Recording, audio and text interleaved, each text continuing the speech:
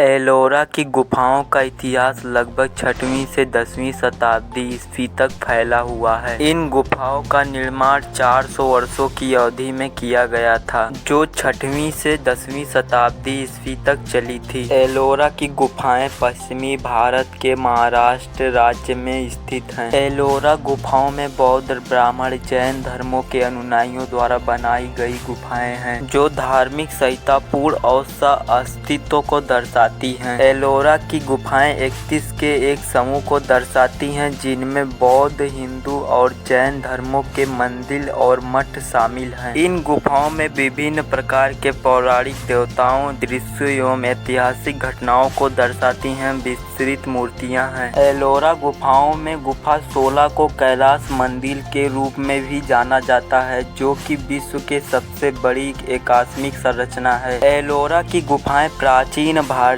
कला और वास्तुकला के महान उदाहरणों में से एक है। एलोरा की गुफाएं यूनेस्को विश्व धरोहर स्थल भी है। एलोरा की सबसे प्रारंभिक गुफाओं की खुदाई 6वीं और 7वीं शताब्दी ईस्वी में राष्ट्रकूट वंश के शासन के दौरान की गई थी। ये सभी गुफाएं हिंदू गुफाएं थी। भगवान शिव, विष्णु और दुर्गा जैसे हिंदू देवी देवताओं की अखंड मूर्तियों के लिए जानी जाती हैं। 8वीं और 9वीं शताब्दी के दौरान बौद्ध भिक्षुओं ने 1 से 12 तक गुफाओं की खुदाई की। ये गुफाएं अपनी व्यापक राख काट मूर्तियों और चित्रों के लिए जानी जाती हैं, जो बुद्ध जीवन के साथ साथ अन्य बौद्ध आकृतियों और घटनाओं को दर्शाती हैं। इस काल की सबसे महत्वपूर्ण गुप्त गुफा 10 है, जिसे गुप्त विश्वकर्मा गुफा के नाम से भी जाना जाता है। जैन गुफाओं की खुदाई 11वीं और 10वीं शताब्दी के दौरान की गई थी। आपको बता दें कि ये गुफाएं जैन तीर्थकों की मूर्तियों के लिए जानी जाती हैं, जिन्हें जैन धर्म का आध्यात्मिक नेता माना जाता है। सबसे महत्वपूर्ण जैन गुफा 32 है, जिसे इंद्र सभा के नाम से भी जाना जाता है। राष्ट्रकूट राजवंश के पतन के बाद